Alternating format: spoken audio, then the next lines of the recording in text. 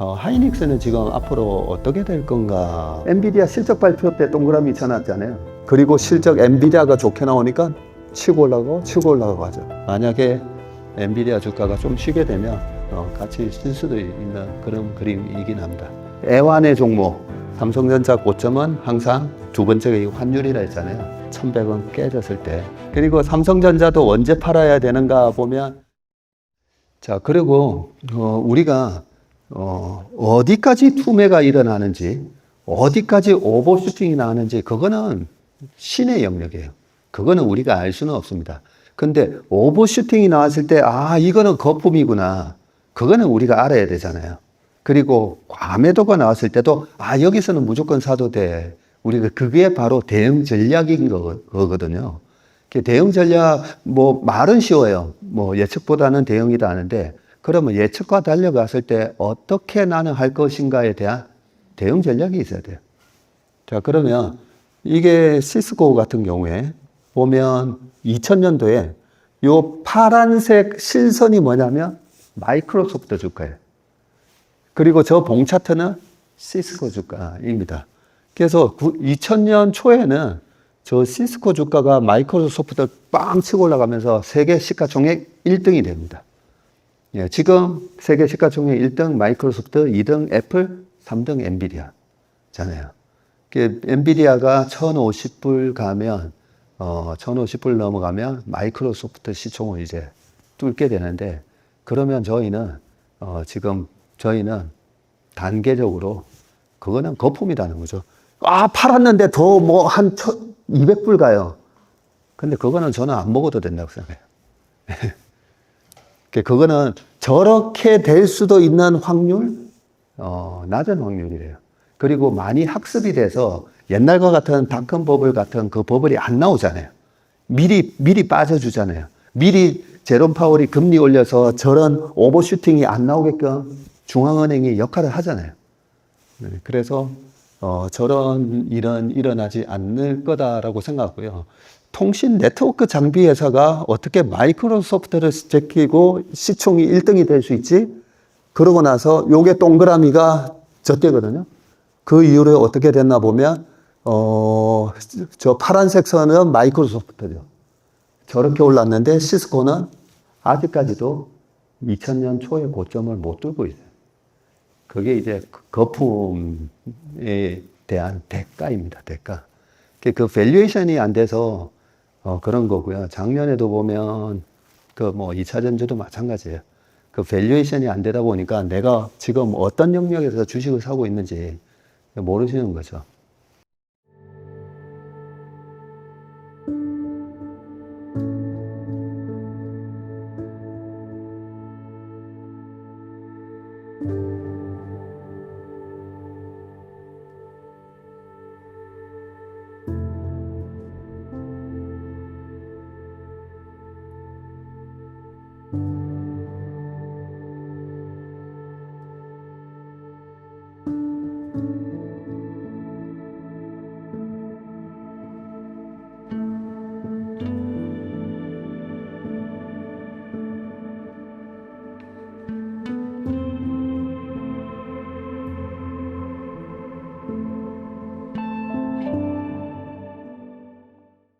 자, 그리고 하이닉스. 자, 엔비디아랑 하이닉스랑 한미 반도체, 이수 페탈시스 다 그 밸류 체인이라고 했잖아요. 자, 그러면 하이닉스는 지금 앞으로 어떻게 될 건가라고 보는데 2023년 아까 제가 동그라미 엔비디아 실적 발표 때 동그라미 쳐놨잖아요. 똑같은 동그라미 제가 쳐놓은 거예요. 5월 엔비디아의 실적이 아주 좋게 나올 걸 희한하게 알고 빵 치고 올라가요. 그리고 실적 엔비디아가 좋게 나오니까 치고 올라가고 하죠. 그리고 8월 달에도 똑같이 AI 가속기 좋은데 좋은 거 알고 나니까 이렇게. 그리고 11월 달에도 실적 발표하고 모사 나오죠. 그리고 위에도 보면 MACD 오실레이트가 음으로 들어가 있고. 근데 하이닉스는 아직까지는 음으로 들어가지는 않았는데 만약에 엔비디아 주가가 좀 쉬게 되면 같이 쉴 수도 있는 그런 그림이긴 합니다. 근데 이건 단기적인 얘기고요. 제가 단기적인 전망 너무 앞으로는 좀 안 하려고도 하긴 했었는데, 이 단기적으로 이래 막 이렇게 출렁출렁 할 때 너무 겁내지 마시라고 미리 말씀드리는 겁니다.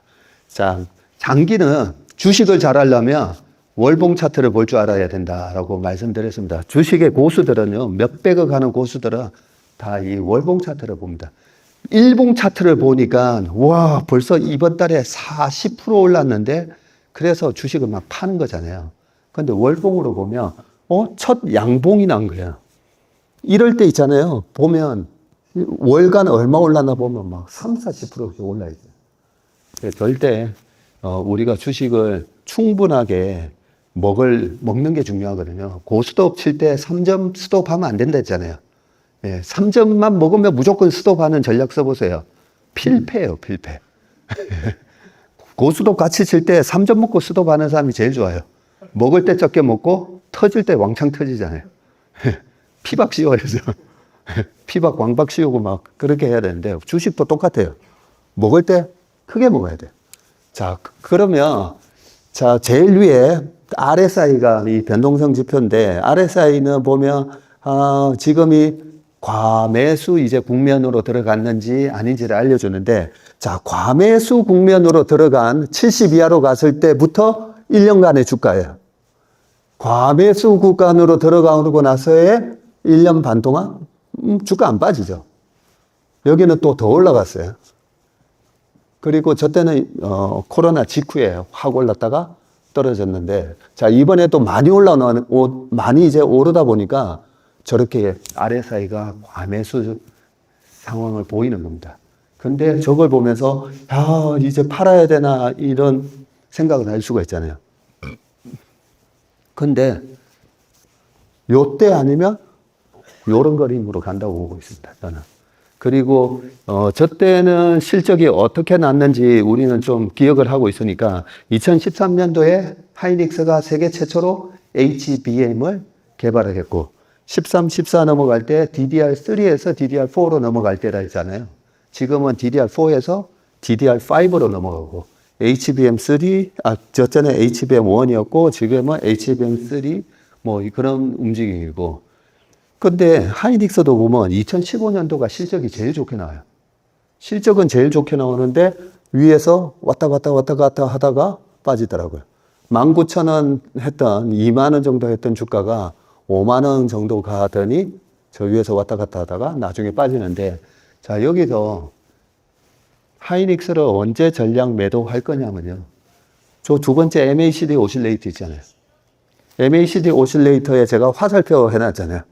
자, 여기가 음으로 들어갔던 시점이고, 여기가 음으로 들어가는 시점이고, 여기도 음으로 들어갔었고, 지금 보면 아직까지 좀 한참 남았죠. 그리고 아직까지 실적 모멘텀이 내후년까지, 내후년이 2015년이 될지, 내년이 2015년이 될지는 모르겠지만, 지금 상황에서는 하이닉스 같은 경우에는 최소한 요 그림 아니면 요 그림이기 때문에, 그냥, 눌림목을 줄 때마다, 아직까지는 사도 된다.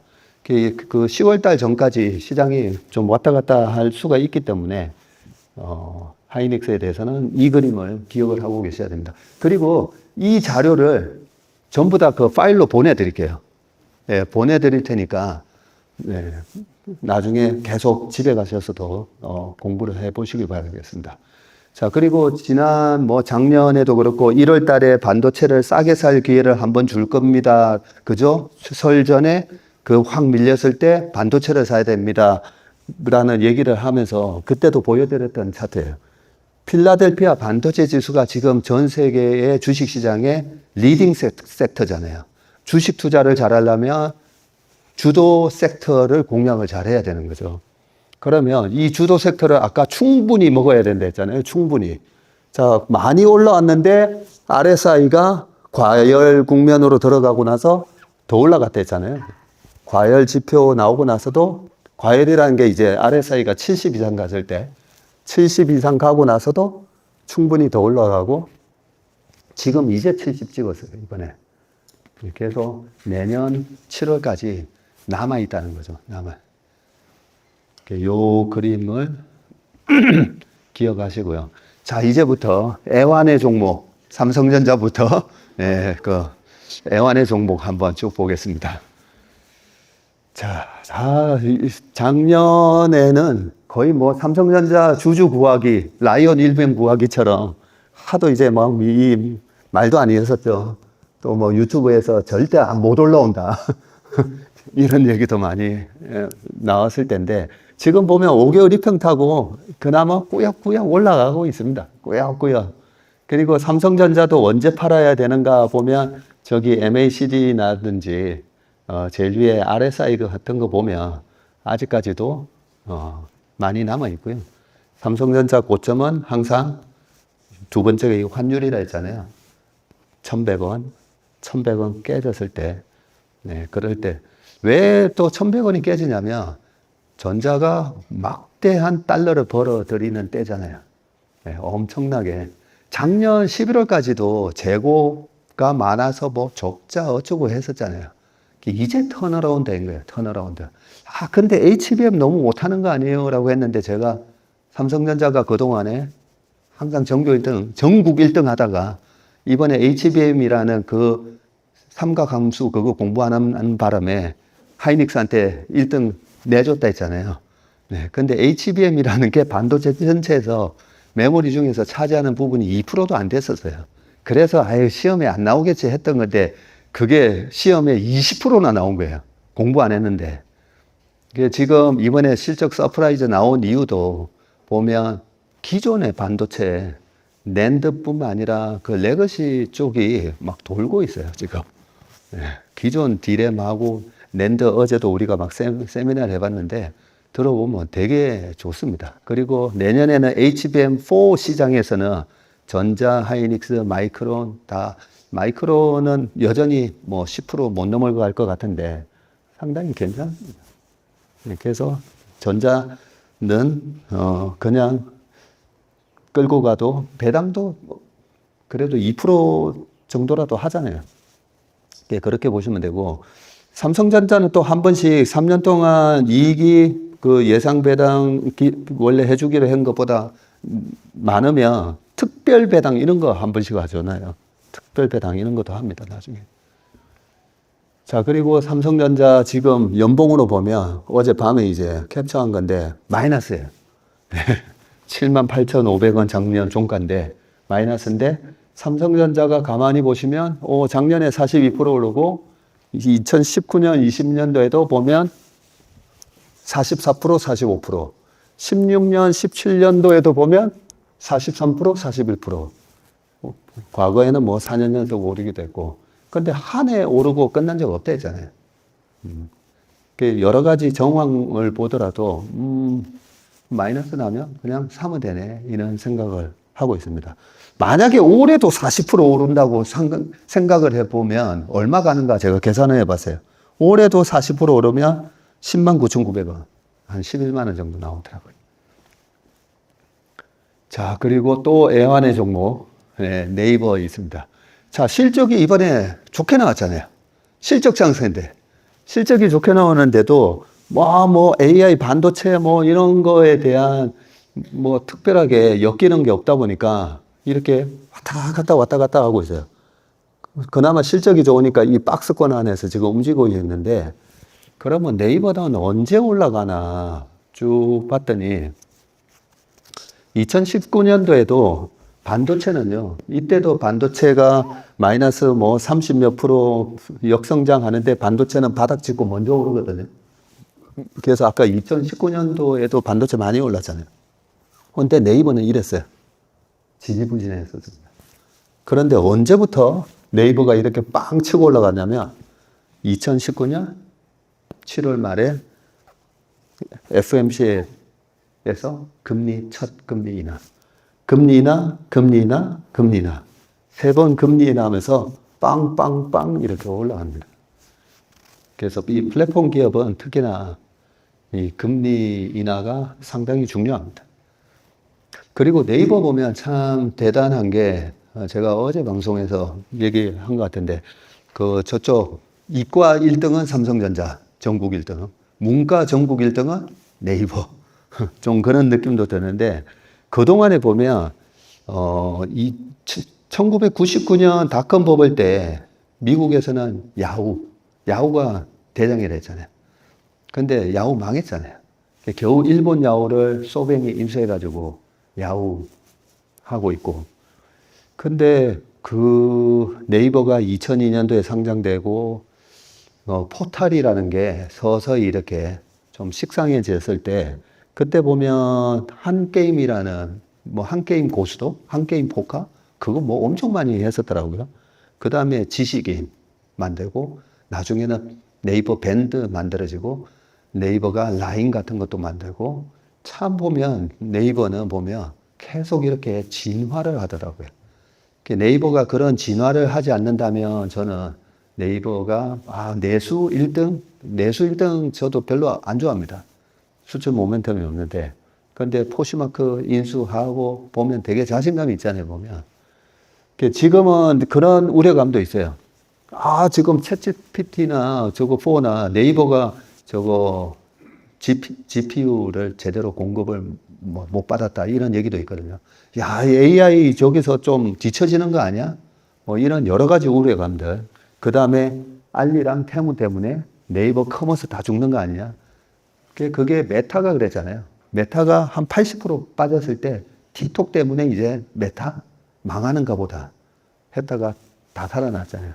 그러면서 메타의 광고에서 알리나 테무가 중국에서 광고해 주는 게 10%? 오히려 지금 네이버도 들어가 보시면 위에 알리, 테무, 알리 그 광고 돼 있죠. 마동석 씨 광고 해가지고 계속 네이버에 들어가 광고비 막 줍니다. 그래서 좀 지나치게 지금 우려감이 많이 반영이 돼 있는데 그때도 똑같았다는 거죠. 금리 9번 올려놓고 동결하는 기간 동안에 자, 이제 동결했구나 하면서 이때 S&P 500 날아가거든요. 28.8% 올라가고 우리나라에서 반도체주가 막 날아갈 때 찐따처럼 이렇게 있다가 금리 나면서 빵 치고 올라가서. 라인은 어떻게 봐요? 네, 라인도 제가 웜의 신박에서 말씀드렸지만 우리가 지금의 플랫폼 80년대, 90년도에는 저희 아버지도 양복 공장을 하셔가지고 신세계 납품을 하기 위해서 엄청나게 이렇게 주변 아는 사람 통해가지고 그렇게 했고, 이건희 회장님이 이명희 회장 보고 그랬잖아요. 나는 네가 부럽다. 네. 우리는 열심히 반도체도 만들고 전 TV 만들고 하는데 신세계 백화점에다가 그냥 해주면 40%대 갔어요. 40%. 그죠? 그게 플랫폼의 힘이에요. 근데 그 플랫폼이 계속 변해요. 닷컴, 온라인 닷컴이 다 이제 차지한 것 같았지만 계속 바뀌잖아요. 그래서 저는 라인, 잘 됐다. 이번에 생색내면서 한 10% 저는 지분 팔아라는 거죠. 야후 라인의 시총은 일본에서 26조로 이미 시장이 그 가치를 다 평가하고 있어요. 라인을 지분을 매각을 하면 뭔가 미래 성장 산업을 뺏기는 것 같잖아요. 근데 제가 봤을 때는 우리 SNS 이거 한지 벌써 10몇 년 이제 됐잖아요. 그래서 저는 지금 일본이 달라할 때 생색내면서 주고 우리가 유지관리 해주고 경영권은 이미 넘어갔어요. 경영권은. 2019년도에 야후 라인에 보세요. 경영권은 이미 넘어갔어요. 그래서 저는 지분 팔아가지고 일부러 제가 그 네이버 관계자들은 이 얘기 듣고 최수연 사장한테 좀 전해주라고 얘기했어요. 10% 팔아가지고 그 돈 들어오잖아요. 네이버 주식 자사주 매수해가지고 속아가는 걸로 쓰겠다 하면 빵 뜁니다. 그 야후 라인 대단하지는 않다고 생각합니다. 저는 이제는. 자, 그렇게 보시면 되고요. 그 다음에 그 웹툰 상장 이런 거 있잖아요. 그 나스닥의 웹툰 상장이 올해 아마 한 9월, 10월? 있을 건데 그 미국 시장에 상장하느냐, 우리나라 시장에 상장하느냐, 그게 되게 중요해요. 미국 시장에다가 웹툰을 상장하잖아요. 우리가 생각했던 것보다 훨씬 높은 가치를 평가받을 수가 있어요. 걔네들은 그런 플랫폼을 되게 좋아하니까. 플랫폼 비즈니스 자체를 되게 좋아해요. 그래서 바이오는 우리나라에 상장해야 되고, 우리가 김치 프리미엄 되게 많은데, 미국에 상장하고 미국의 스탠다드에 맞게 주주 환원하면 돼요. 우리나라는 주주 환원율이 30이 안 되기 때문에 자회사의 가치를 30%밖에 인정을 못 받는 거거든요. 근데 미국에 상장시키라는 거죠. 자, 그리고, 네. 그 주식을 할 때, 아까 세계적인 경쟁력을 갖고 있고, 특히나 우리가 세컨 티어였는데 탑 티어로 올랐을 때 주식이 10배 난다 했잖아요. 이번에 클래시스가 그랬죠. 인모드, 거기는 1억 얼마에 팔고, 우리나라 루트로닉부터 이런 거는 한 4,500만 원에 팔고 했는데, 훨씬 성능도 좋고, 그러면서 탑 티어를 위협하면서 올라가잖아요. 그럼 10배 납니다. 우리나라 엔터가 그랬었잖아요. JYP 옛날에 시총 700억이 5조 갔다가 지금은 이제 반토막 나긴 했었지만, 마찬가지예요. 그렇게 탑 티어를 위협을 하는데, 우리나라 화장품 15년도에는 옛날 우리나라 10년 전 엔터 보는 것 같아요. 글로벌하게는 안 되고, 중국 사람들이 좋아하는 화장품. 이런 개념이었잖아요. 근데 지금은 아까 보여줬잖아요. 그 보수적인 일본에서 프랑스 화장품을 제끼고 1등? 그 말도 제 생에 절대 볼 수 없는 상황이 지금 발생하는 거예요. 그래서 우리가 보면, 많은 사람들이 몰려 있는데 지금, 우리가 글로벌 탑티어로 올라서고 있는 모멘텀이 시작을 됐는데, 빈집인, 그래서 화장품은 지금 빈집인데, 지금 많이 올랐잖아요. 많이 올란 것처럼 보이는데, 월봉을 보면 이제 요 정도가 있어요. 그래서 지금 커 위더 핸들을 이번에, 핸들 좀 만들어주면 좋겠는데, 예, 핸들 만들어주면, 그 퇴직연금 ETF나 이런 데다가도 사놓고 싶더라고요. 근데 타이거 화장품 시가 총액을 보니까 아직 800억 밖에 안 되더라고요. 많은 사람들이 이 ETF를 사게 되면 시총이 늘어나게 되는데, 네, 화장품은 15년 만에 찾아온 기회인 것 같다. 그런 생각이 들고요. 다 했네요. 다행히. 오늘은 좀 빨리 했습니다. 안녕하세요. 채슬리 TV 구독자 여러분, 그리고 어스 얼라이언스와 함께하는 마스터 프로그램의 인턴 여러분, 안녕하세요. 이번에는 좀 특별 영상을 준비를 했습니다. 지금 2월 5일 마스터 프로그램이 출범한 이후로 지금 1000분이 넘어요. 네, 많은 분들이 이 마스터 프로그램에 참여를 해주셨고, 그분들을 저희는 채슬리 투자자문의 인턴 여러분이라고 지칭을 하고 있습니다.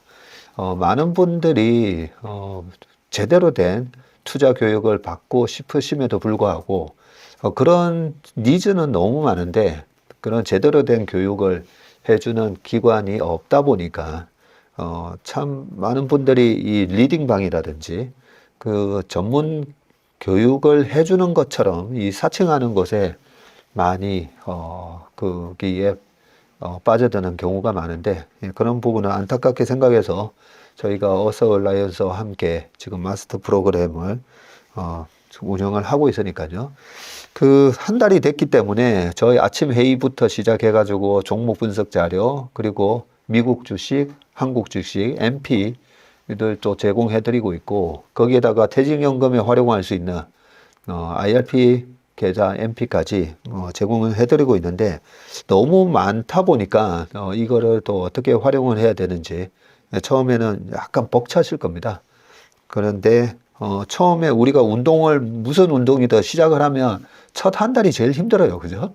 네, 힘든데 2달, 석 달 계속 꾸준히 하시다 보면 이런 회의라든지 이런 종목 분석과 시장 분석이 조금씩 이제 익숙해지실 겁니다.